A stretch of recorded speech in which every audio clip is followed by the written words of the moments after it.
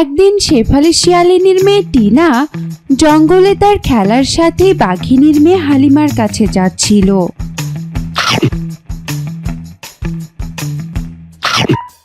আরে টিনা, তোর এতক্ষণে আসার সময় হলো? আমি সে কখন থেকে তোর জন্য বল নিয়ে অপেক্ষা করছি। আর বলিস না হালিমা, মা তো আমাকে আসতেই দিতে চাইছিল না। আমাদের বাড়িতে তো অনেক কাঠ, পাপা জঙ্গল থেকে কাঠ কেটে আনেন, সেই কাঠগুলো আমাদেরকে গোছাতে হয়। বিকেল বেলা আবার বাবা এসে সেগুলো নিয়ে যায় বাজারে বিক্রি করতে, আর ওই কাঠ বিক্রি করে যে টাকা হয় তা দিয়ে চাল ডাল কিনে আনেন। কিন্তু হালিমা, তুই ওটা কি খাচ্ছিস? হা হা হা হা হা, এই খাবার তুই চিনবি না। এর নাম হচ্ছে আইসক্রিম। আইসক্রিম তো ধনীদের খাবার, তোদের মতো গরিব ভিখারিদের নয়, বুঝলি? হালিমা, তুই এভাবে বলছিস কেন? আমরা গরিব বলে আমাদের কি মান সম্মান নেই? হা হা হা, এভাবে না বললে তুই আবার কখন যে আইসক্রিম চেয়ে বসবি। এজন্যই আগেই বলে দিলাম, আইসক্রিম কিন্তু আমি তোকে দিতে পারবো না। আমি কি তোর আইসক্রিম চেয়েছি? আমি শুধু জিজ্ঞেস করেছি যে এটার দাম কি, আর তার জন্য তুই আমাকে এত কথা শোনাবি? শুনিয়েছি, তাতে কি হয়েছে? হ্যাঁ, তুই গরিব, তোকে গরিব বলবো নয় তোকে বড়লোক বলবো? তুই কি এই আইসক্রিম জীবনে খেয়েছিলি বল? জীবনে খাইনি, তাতে কি হয়েছে? বাবাকে বললে বাবা অবশ্যই আমাকে আইসক্রিম এনে দিবে। আমি আজকেই গিয়ে বাবাকে বলবো। বাবা আইসক্রিম কিনে দিলে আমি তোকে দেখিয়ে দেখিয়ে আইসক্রিম খাবো। দেখা যাবে এখন। তোর বাবার যা অবস্থা, নুন আনতে পান্তা ফোড়ানো দশা, আর সে কিনা তোকে আইসক্রিম কিনে দেবে? জীবনেও সম্ভব না। সম্ভব কি অসম্ভব সেটা আমি দেখবো। আমি এক্ষুনি গিয়ে বাবাকে বলবো আমাকে আইসক্রিম কিনে দেওয়ার জন্য। তারপর আইসক্রিম কিনে নিয়ে এসে আমিও তোকে দেখিয়ে দেখিয়ে খাবো, এ আমি বলে গেলাম। আরে আরে যা তো, তোর দৌড় আমার ভালো করেই জানা আছে। ওই যাওয়া পর্যন্তই সারা, আইসক্রিম নিয়ে আর ফিরে আসতে পারবি না। এরপর টিনা সেখান থেকে রাগ করে চলে গেল। এদিকে বল্টু শিয়াল আর শেফালি শিয়ালিনী তাদের ঘরের মধ্যে বসে সংসারের বিভিন্ন ঝামেলা নিয়ে আলোচনা করছিল। বুঝলে শেফালি, সংসারটা নিয়ে খুব ঝামেলায় আছি।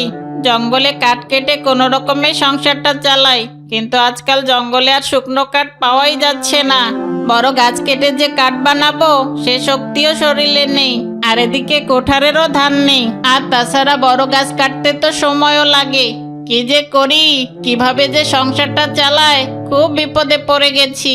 আমিও তো তোমার কষ্টটা বুঝি গো, কিন্তু কিছুই তো করার নেই। তুমি তো কাজে জানো ওই একটা জঙ্গলে কাঠ কাটার, কিন্তু এ কাজ করে যে আমরা কখনোই ভালো চলতে পারবো না সেটা তো আমরা জানি। তার উপর আবার একটা মেয়ে হয়েছে, মেয়েটার অনেক স্বাদ আহ্লাদ, কোনো কিছুই পূরণ করতে পারছি না। শিয়াল আর শিয়ালিনী যখন এসব কথা বলছিল তখনই সেখানে টিনা চলে এলো। মা, মা, এই তো মা, আমি এখানে ঘরের ভেতরে, আয়।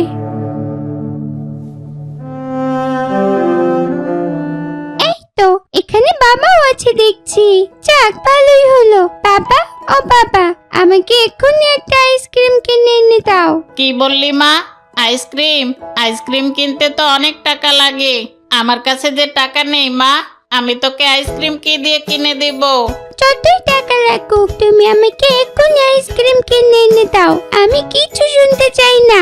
মারে, তুই তোর বাবার সাথে জেদ করিস না তো। তোর বাবার মনটা এমনিতেই অনেক খারাপ। জঙ্গলে আর তেমন বেশি কাঠ পাওয়াই যাচ্ছে না, খুব কষ্ট করে কাঠ কেটে আনে, তা দিয়ে তো সংসারই চলে না রে মা। আর তোকে এই অবস্থায় কি করে আইসক্রিম কিনে এনে দিবে বল? আমার কপালটাই খারাপ, সব সময় তোমরা শুধু আমার সাথে এমনটাই করো। আজকে গিয়েছিলাম হালিমার সাথে খেলতে। হালিমা আইসক্রিম খাচ্ছিল আর বলছিল আমি নাকি জীবনেও আইসক্রিম খেতে পারবো না। আইসক্রিম খাওয়া নিয়ে আমাকে কত অপমান করলো। এখন তো দেখছি হালিমা ঠিকই বলেছে, আমার কোনোদিন আইসক্রিম খাওয়া হবে না। আমি আর থাকবো না এই বাড়িতে। এই কথা বলে টিনা রাগ করে সেখান থেকে চলে গেল। এরপর কান্না করতে করতে টিনা একটি বটগাছের নিচে গিয়ে বসে পড়ল। আমি আর কখনোই ওই বাড়িতে ফিরে যাব না। যে বাড়ির কেউই আমার সকালাত পূরণ করতে পারে না, আমি তাহলে কেন যাব ওই বাড়িতে? আমি এখানেই বসে থাকবো, কোথাও যাব না। এই কথা বলে টিনা সেখানেই বসে কান্না করতে লাগলো। শেফালি, মেয়েটা তো রাগ করে চলে গেল, আর কতদিন ওকে বুঝ দিয়ে রাখবো বলো?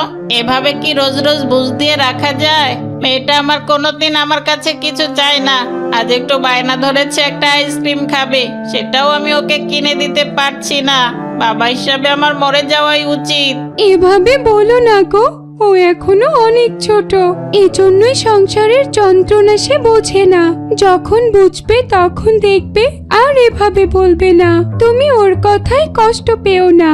আমি তো জানি তুমি আমাদের মুখে দুমুঠো ভাত তুলে দেওয়ার জন্য কত কষ্ট করো। শেফালি, আমি আবার একটু বেরোলাম, জঙ্গলে গিয়ে দেখি আর কিছু কাঠ পাই কিনা।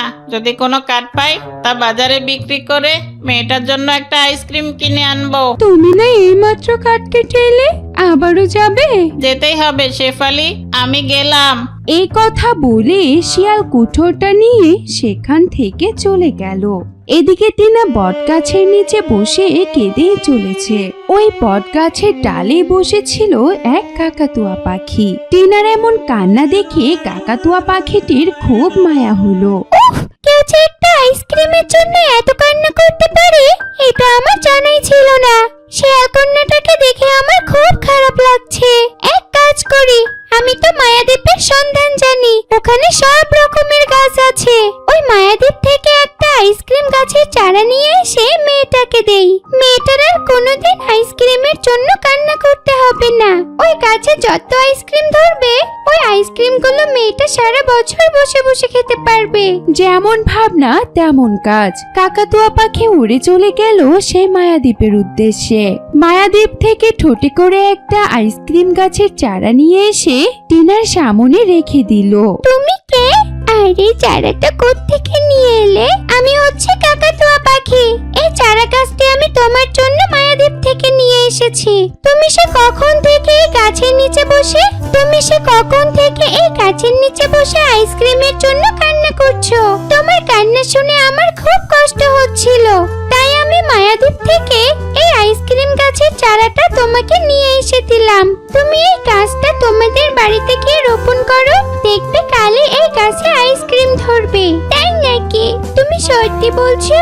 তোমাকে অনেক ধন্যবাদ কাকাতুয়া পাখি। আমি তাহলে এখন আসি। এই কথা বলে টিনা সেখান থেকে চলে গেল আর মায়াদ্বীপ থেকে আনা সেই চারা গাছটি তার বাড়িতে রোপণ করে দিল। এরপর রাত হয়ে গেল।